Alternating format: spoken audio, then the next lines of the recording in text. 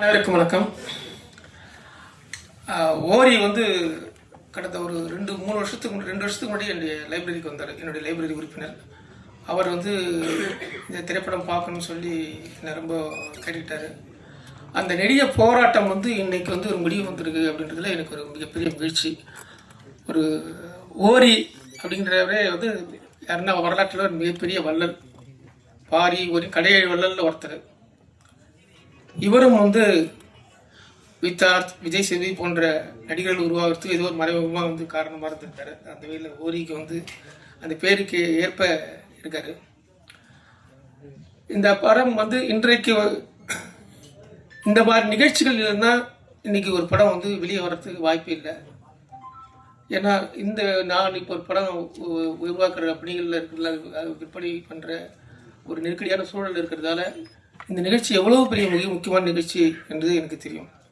ஏன்னா இதுக்கு வந்திருக்கவங்க அனைவருமே பெரும் சாதாரணமாக வர்றது இல்லைங்க. இந்த நிகழ்ச்சி சாதாரணம் இல்லை, எல்லாருக்கும் தெரியும். ஆனால் ஒரு படத்தை உருவாக்குறதுலாம் அந்த காலத்தில் சாதாரண கஷ்டமாக இருக்கும், ஆனால் வெளியே கொண்டு வரது ரொம்ப ஈஸியாக இருக்கும். ஆனால் இன்னைக்கு ஒரு படம் அதை வெளியே அறிமுகப்படுத்துறதும் அது தியேட்டருக்கு கொண்டு வரதும் தான் உண்மையிலேயே ஒரு மிகப்பெரிய கடினமான விஷயம். அதில் முதல் படியாக எந்த விதமான பிரதிபலனும் இல்லாமல் அந்த நிகழ்ச்சிக்கு அவங்களை பற்றி பேசி அதை வெளியுலகத்துக்கு அறிமுகப்படுத்துகிறார். இவர்கள் அனைவருமே மிகுந்த பாராட்டுக்குரியவர்கள். ஒவ்வொரு படமும் கிட்டத்தட்ட 60-70 ஒரு 100 பேருடைய வாழ்க்கையை சுமந்துருது. அப்போது ஒரு வருஷத்துக்கு கிட்டத்தட்ட இவங்க எல்லாருமே கிட்டத்தட்ட 100 படங்களுக்காவது உழைச்சிட்டு இருக்காங்க. ஒரு 100 படமும் சேர்ந்தா இத்தனை பேருடைய வாழ்க்கையை வெளியேற்றுறாங்க.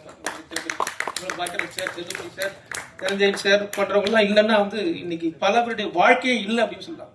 அந்த அளவுக்கு இவருடைய அதே மாதிரி இந்த படத்தை கொண்டு வர்ற ட்ரீம் வாரியர்ஸும் மிக மிக முக்கியமான பணியை செய்யுது. ஏன்னா இந்த வியாபாரன்றது எல்லாமே பேசும்போது சொன்னார், கார்பரேட் சூழல் தான் இன்னைக்கு தீர்மானிக்கிறது. அதை நான் நேரடியாக அனுபவிச்சுட்டு இருக்கேன்.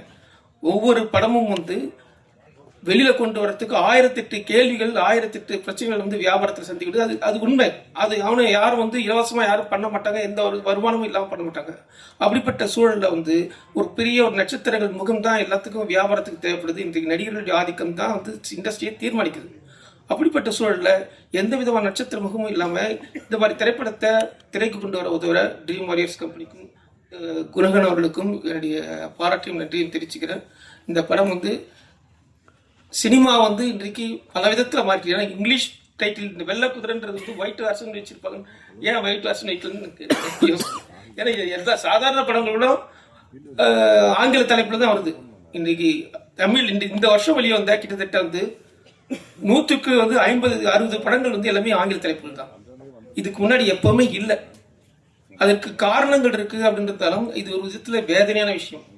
ஏன்னா வருங்காலத்துல ஏன் இந்த சினிமாவில் பர்கர் சாப்பிடல, ஏன் இதுல இது இல்லைன்னு கேட்கக்கூடிய கேள்விகள் எல்லாம் வரக்கூடிய வாய்ப்புகள் இருக்கு. நம்முடைய அடையாளங்கள், நம்முடைய எல்லாமே ஒரு விதத்துல சுரண்டப்படுது, தொலைச்சிட்டு வருது அப்படிங்கிறது மிக மிக வேதனையான விஷயம். அந்த விதத்துல நல்ல தமிழ் தலைப்போட தமிழ் பண்பாட்டு கூறுகள் இந்த படத்துல இருக்கு. ஒரு செருப்பு தூக்கி போடுறாங்க, அது மரத்துல இருக்கு. ஒரு அம்மா வேதனை பேசுறாங்க, அதுக்கு அர்த்தம் யாருன்னா தெரியுமா? யாருக்கும் தெரியாது. ஆனா அது ஒரு வாழ்க்கை. ஒரு வாழ்க்கையை அடிப்படையாக கொண்டு, ஒரு மனித வாழ்க்கையை அடிப்படையாக கொண்டு எடுக்கப்படுது. உண்மையாக சின்சியராக எடுத்திருக்காங்க ஒரு படத்தை. ஏன்னா இந்த மாதிரியான காட்சிகள் தான் சினிமாவுக்கு தேவை. நல்ல கலை எங்க இருக்குதோ அந்த சமூகம் தான் நல்ல ஒரு கலைங்கிறது. நம்ம வாழ்க்கையை பிரதிபலிக்கிறதா இருக்கும், நம்முடைய மாண்புகளை மரபுகளை மீட்டுக் கொடுக்கறதா தான் இருக்கும். அப்படிப்பட்ட விஷயங்கள் தான் நம்ம கடந்த காலத்துல பாக்கியராஜ் சார், பாரதிராஜா சார் படங்கள்லாம் இது மாதிரி நிறைய இருந்ததால இன்னைக்கு நம்ம பெருமையா பேசிட்டு இருக்கோம். இவங்க 2 பேருக்குள்ள இல்லைன்னு வச்சுக்கலாம், நம்ம எந்த சினிமாவை பத்தி பேசுவோம்? இவங்கெல்லாம் இல்லைன்னா சினிமா திரும்பி நம்ம சினிமா பெருமையே இல்லை.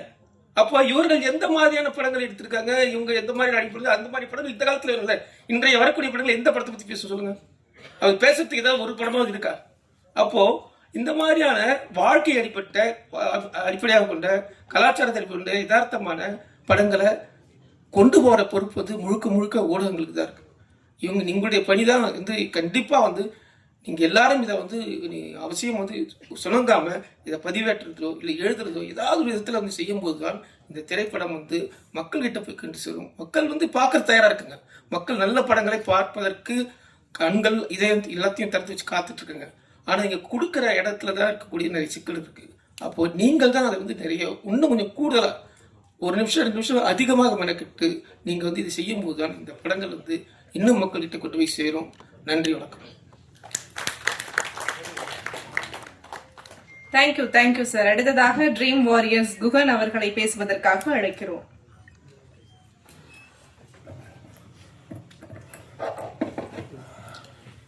பத்திரிகை ஊடகத்துறை நண்பர்கள் அனைவருக்கும் வணக்கம். சிறப்பு விருந்தினராக வந்திருக்கும் திரு பாக்யராஜ் சார் அவர்கள், Udhayakumar sir, Selvamani sir, Perarasu sir, Amma creation Siva sir, Dhananjayan sir, எல்லாத்துக்கும் என்னுடைய வணக்கத்தை தெரிவித்துக் கொள்கிறேன். விழாவின் நாயகன் பாரத் ஆஸ்விகன் அவருக்கு என்னுடைய வாழ்த்துக்கள். முதல் திரைப்படத்தில் நாங்கள் நிறைய புது இயக்குனர்கள், புது நடிகர்கள், அந்த மாதிரியான வரிசையில் இதில் எல்லாமே கலந்துருக்கிற ஒரு டீமாக தான் பார்க்குறோம். இன்க்ளூடிங் சரண்ராஜ் இருந்து புது டைரக்டர்லேருந்து அவங்க எல்லாத்துக்குமே வந்து என்னுடைய வாழ்த்துக்களை தெரிவிச்சுக்கிறேன்.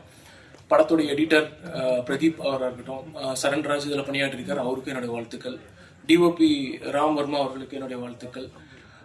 அஜயன் பாலா சார் மற்றும் ஜெயபிரகாஷ் சார், அவங்க எல்லாத்துக்குமே என்னோட வணக்கத்தை தெரிவித்துக் கொள்கிறேன். இந்த வெள்ளக்குதிரை திரைப்படம் வந்து ஒரு சந்தர்ப்பத்தில் பார்க்க முடிஞ்சது. அந்த படம் எந்த மாதிரியான ஒரு தாக்கத்தை ஏற்படுத்துது அப்படிங்கிறது தான் இது.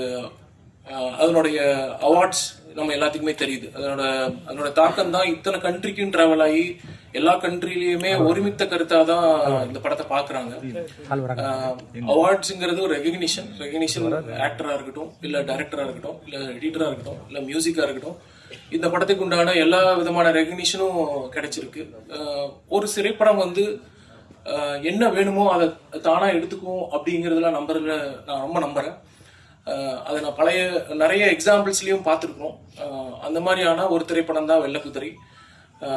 இப்போ இது இவ்வளோ அவார்ட்ஸுக்கு இவ்வளோ தூரம் போய் வரப்போ என்ன ஆகுதுன்னா, படத்துக்கு உண்டான தேடுதல் எதில் இருக்கு, அது அந்த மாதிரியான படங்கள் எந்த மாதிரியான ஆடியன்ஸை தேடி போகுது அப்படிங்கிறது ஒன்று இருக்கு.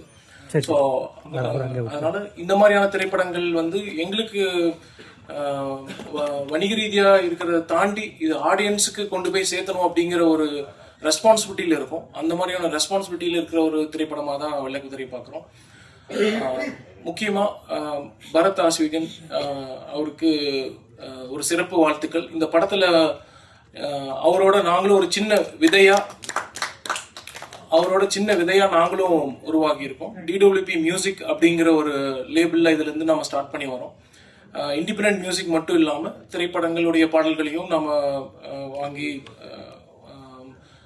டிஃப்ரெண்ட் ரெவன்யூ ஷேரிங்கோ டிஃப்ரெண்ட் ரெவன்யூ பேசிஸ்லையும் ஒர்க் பண்ணுறோம். அதையும் தெரிவித்துக் கொள்கிறோம். மற்றும் இதில் நடித்த அபிராமி போஸ் மற்றும் இதனுடைய முக்கியமான தயாரிப்பாளர் கம் ஹீரோ ஹரீஸ்வரி அவர்களுக்கு என்னுடைய வாழ்த்துக்கள். இந்த படத்தோடைய உழைப்பு எல்லாமே வந்து உங்களுக்கு அந்த ஸ்க்ரீனில் தெரியும். அதை தாண்டி அவங்க ஒரு 10 மடங்கு உழைப்பு போட்டிருக்காங்க. அந்த 10 மடங்கு உழைப்பு போட்டதனுடைய சினாரியோ தான் இன்னைக்கு நம்ம பார்க்குறோம். இந்த மாதிரியான ஒரு ஸ்டேஜிங் அவருக்கு கிடைச்சிருக்கு. இதிலிருந்து அவர் மென்மேலும் வளர வாழ்த்துகிறேன். Thanks for the opportunity. Thank you.